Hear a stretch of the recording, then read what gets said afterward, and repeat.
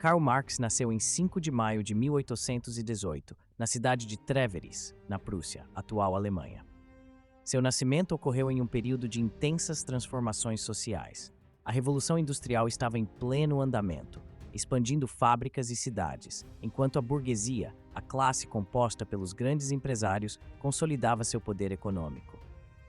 Mas essa nova era trouxe consigo uma brutal exploração dos trabalhadores, que passavam longas horas em condições desumanas e recebiam salários miseráveis.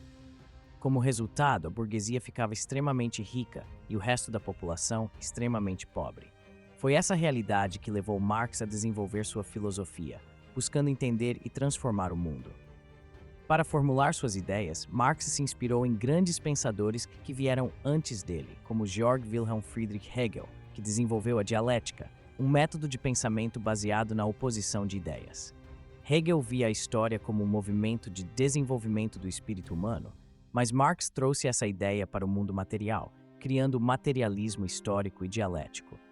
Ele argumentava que o motor da história não era a evolução das ideias, mas sim os conflitos entre classes sociais. O conceito central da teoria marxista é a luta de classes.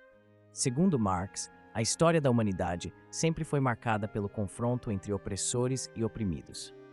No escravismo, era a luta entre escravos e seus donos. No feudalismo, eram os senhores feudais e os servos. Com o capitalismo, a luta se dá entre a burguesia, que detém os meios de produção, e o proletariado, que vende sua força de trabalho. Essa luta de classes impulsiona a transformação da sociedade. Modos de produção surgem e colapsam, substituídos por outros mais avançados. Marx acreditava que o capitalismo também estava destinado ao fim, pois suas contradições internas levariam a crises cada vez mais graves. No lugar dele, surgiria o socialismo, onde os trabalhadores tomariam o poder, até que, finalmente, a sociedade atingisse o comunismo, um sistema sem classes, sem exploração e sem Estado.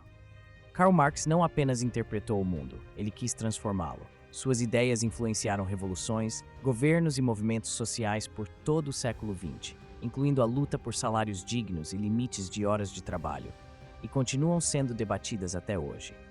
Para ele, a emancipação dos trabalhadores não seria um presente da burguesia, mas uma conquista por meio da luta coletiva do proletariado.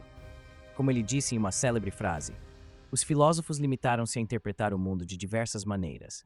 O que importa é transformá-lo.